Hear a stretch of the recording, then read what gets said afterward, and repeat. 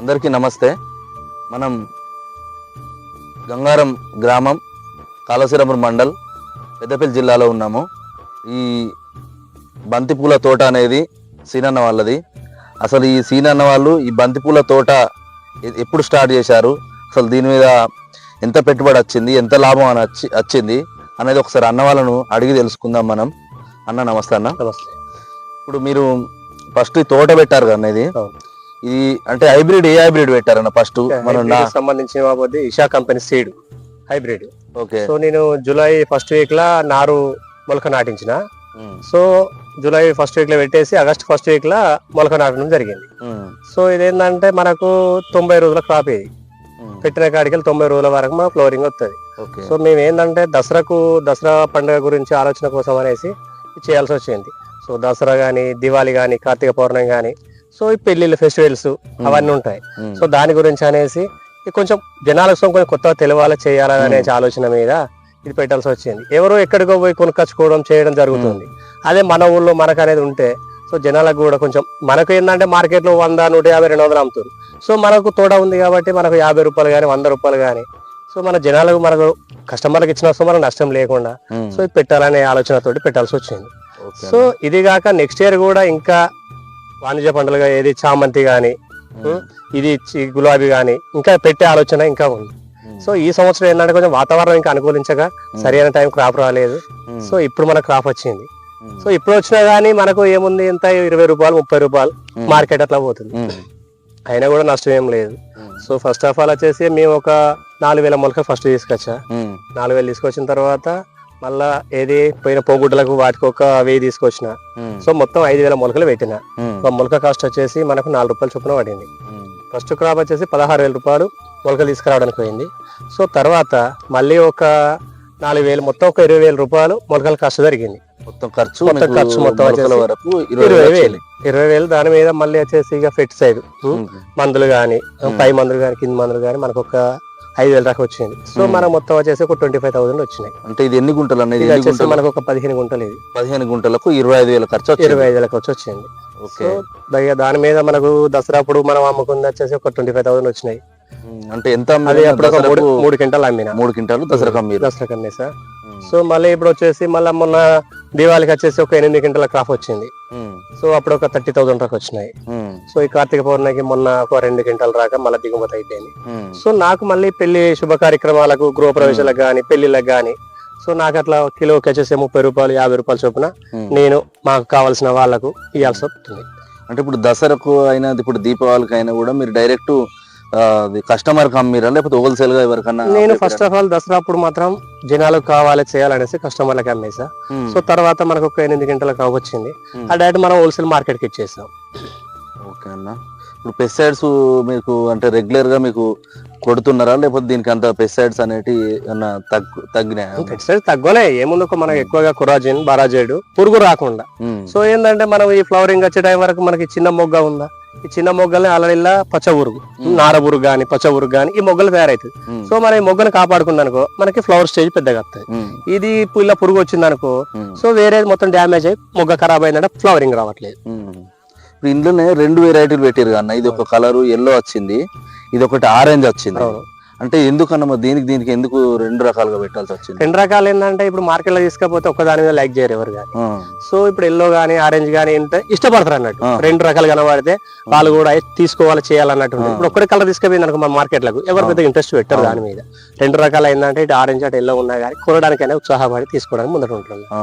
అంటే ఇవి ఏం పండుగలను దృష్టిలో పెట్టుకొని, ఫంక్షన్లు కానీ పండుగలను కానీ దృష్టిలో పెట్టుకొని పెట్టిరన్న? ఇప్పుడు ఫస్ట్ ఆఫ్ ఆల్ మనకు క్రాప్ నాటిన తర్వాత ఫస్ట్ వచ్చే పండుగ ఏంటంటే మనకు దసరా వస్తుంది. మెయిన్ క్రాప్ వచ్చేసి దసరా. దసరా తర్వాత వచ్చేసి మళ్ళీ మనకు దివాళీ తర్వాత మళ్ళీ మనకు నెక్స్ట్ వచ్చేసేది కార్తీక పౌర్ణమి.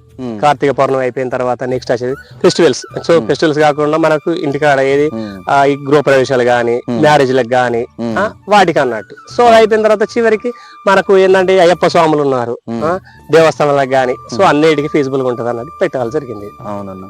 ఇప్పుడు ఏంటంటే మామూలుగా అందరు యంగ్ స్టార్స్ కానీ ఇప్పుడు అంత పూర్వకాలం లెక్క ఓన్లీ వరి, పత్తి ఇటువంటివి కాకుండా ఏంటంటే కొంచెం అప్డేట్ అయ్యి కూడా మీరు ఆలోచించారు. అంటే ఇది ఇట్లా కాదు, అసలు మనం ఓన్లీ ఆహార పంటలు వరి ఇది లేకపోతే వాణిజ్య పంట ఏదో పత్తి ఇవి మాత్రమే కాదు, ఇది కూడా ఒక రకంగా మనం ఇన్కమ్ అనేది సాధించుకోవాలనేది మీరు ఆలోచించి చాలా అప్డేట్ గా ఆలోచించారన్న మీరు కూడా.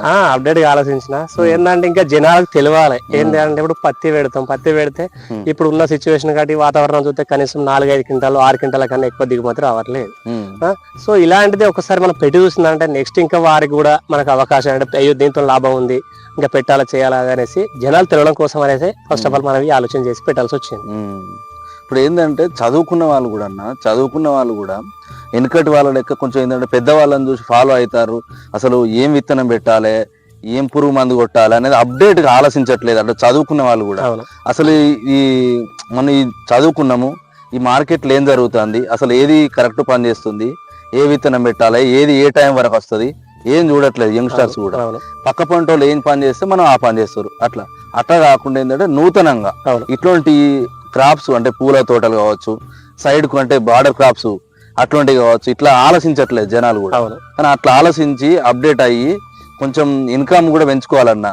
ఏంది ఇప్పుడు రైతే రాజు అనే పదం అన్నారు కానీ రైతు రాజు ఎప్పుడు కావట్లేదు. అంతే కావాలంటే ఇట్లా ఆలోచన రైతు రాజు అవుతాడు అంతే. సో నేను ఇంకా నెక్స్ట్ ఇయర్కి వచ్చేసి బంతి గానీ చామంతి గానీ ఇంకా కొత్త వెరైటీగా ఏంటంటే బూడిద గుమ్మడి పెడదామని ఆలోచన ఉంది ఇంకా.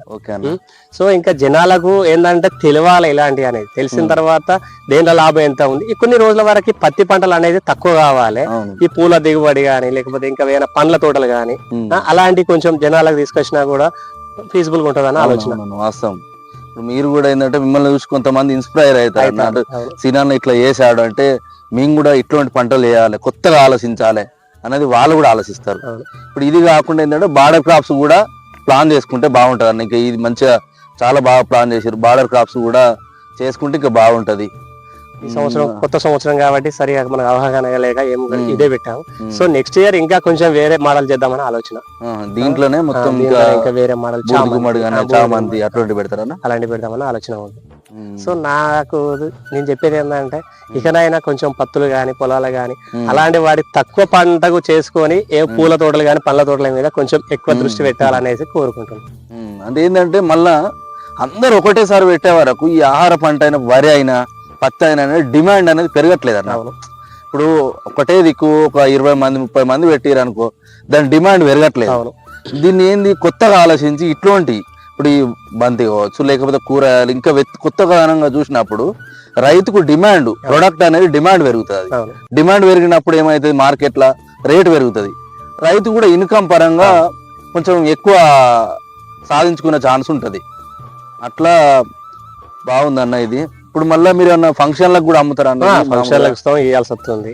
సో ఇప్పుడు ఇక మనకేంది ఫెస్టివల్స్ అయిపోయినాయి, దసరా అయిపోయింది, దీపావళి అయిపోయింది, కార్తీక పౌర్ణమి అయిపోయింది. సో ఇప్పుడు మాకేందంటే ఇప్పుడు ఇక్కడ లోకల్ గా కానీ ఇప్పుడు మాకు చుట్టుపక్కల ఎంత మాకు సర్కిల్ ఉంటుంది. సో దాంట్లో ఏంటంటే శుభ కార్యక్రమాలకు గృహ ప్రవేశాలకు కానీ లేకుంటే ఫంక్షన్లకు కానీ సో ఇప్పుడు మళ్ళీ సర్వీస్ చేస్తున్నాం. సో ఇలాంటి పూల తోటలు మాత్రం ఎట్టాకేలకు ఎలాంటి నష్టం అనేది ఉండదు. అది ఇప్పుడు 4 నెలల్లో ప్రతి ఫెస్టివల్స్ ఉంటాయి, మళ్ళీ ఫంక్షన్లు ఉంటాయి, అందులో అన్నిగా బెటర్ ఉందన్న. ఇప్పుడు మళ్ళీ ఈ క్రాప్ తర్వాత మళ్ళీ ఏమేస్తారన్న? ఈ క్రాప్ తర్వాత అంటే దీన్ని ఏంటంటే మనం జనవరి దాకా దీన్ని ఉంచాల్సి వస్తుంది. సో జనవరి తర్వాత అంటే మామూలుగా ఖాళీగా ఉంచడమే. ఓకే, మళ్ళీ నెక్స్ట్ కు వేరే మళ్ళీ వేరే పంట కోసం ఆలోచన చేయడం అంతే. అంటే ఇది మీరు వ్యవసాయంతో పాటు మీరు వేరే ఇతర మార్గాలు ఉన్నాయన్న, ఆదాయ మార్గాలు వేరే మీరు అంటే వ్యవసాయం కాకుండా ఇంకా ఏమైనా చేస్తారా? మామూలుగా బిజినెస్ చేసుకుంటారు. సో నా బిజినెస్ కూడా కొంచెం మనకు ఫీజిబుల్ గా ఉన్నది. అంటే మనకు వర్క్ పరంగా కూడా మీకు కంఫర్ట్ గా ఉంది. ఇప్పుడు వేరే ఇప్పుడు పత్తి అని అంటే రోజు పోవాలి. అవును, రోజు ఖచ్చితంగా పని చేయండి సెట్ కాదు. ఇది అయితే ఏంటంటే మీరు అంటే మీ ఖాళీ టైంలో వర్క్ చేసుకున్నా కూడా బాగుంటుంది.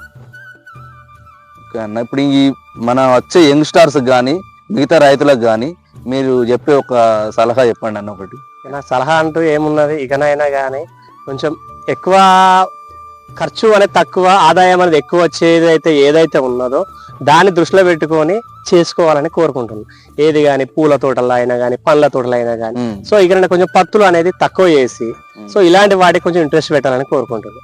వేరే వేరే ఇతర పంటలు కానీ ఇంకా అల్లం ఉంది, అలాంటి అల్లం ఉంది, ఆలుగడ్డ ఉంది, చాలా పంటలు ఉన్నాయి. మన ఏముంది ఒక వరి ఒక పత్తి అనేది ఇది ఒకటే కాన్సెప్ట్ పోతుంది.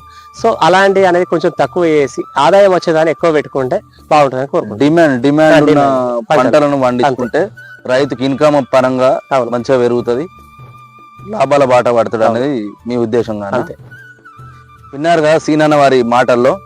ఈ అంటే ఆహార పంటలు అయినటువంటి వరి అట్లాంటి పంటలు కాకుండా కొత్త దానంతో ఈ బంతి అనే పూల మొక్కలు ఇట్లాంటివి నాటుకొని సీనన్న వాళ్ళు లాభాల బాటలో వెళ్తున్నారు.